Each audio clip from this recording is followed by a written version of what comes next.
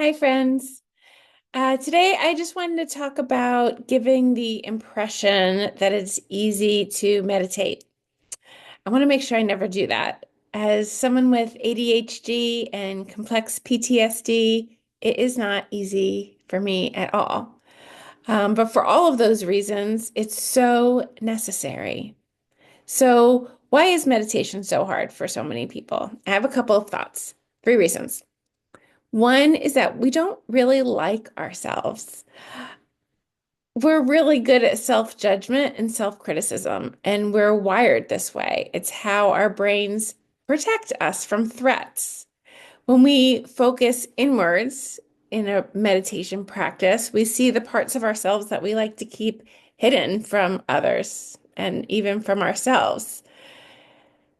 There's an amazing neuroscientist named Rick Hansen who talks about how the brain is Teflon for good and Velcro for bad. And let me know if you want to hear more about that. But it's essentially how the brain protects us from things it thinks will hurt us, even though the brain is not very accurate all of the time.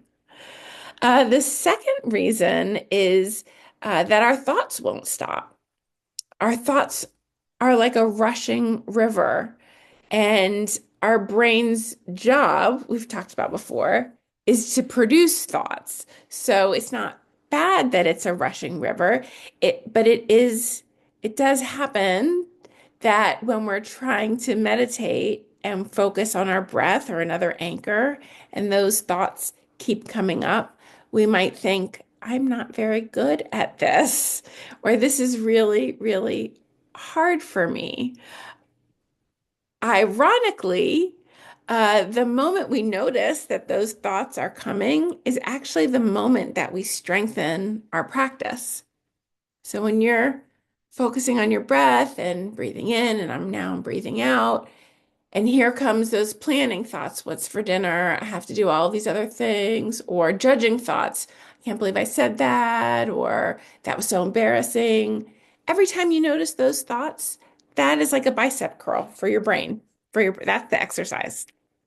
And then the third reason I think it's really hard to meditate is because we forget to practice, or we're distracted by all the many things that want our attention, or we put other people's uh, needs and priorities in front of our own.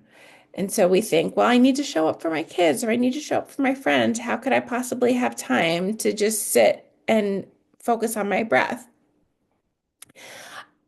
Though I would argue that the more you show up for yourself and for your practice, the better you'll be able to show up as a boss or employee or friend or partner or parent. So even just 2 minutes a day would make a huge difference in your life. Meditation is dose dependent. The more you're able to practice, the bigger the impact it will have on your life. And so tomorrow, I hope to send a practice that I found really helpful when I first started meditating. It's called a gatha, or a meditation poem. Okay, that's all for today. Love you.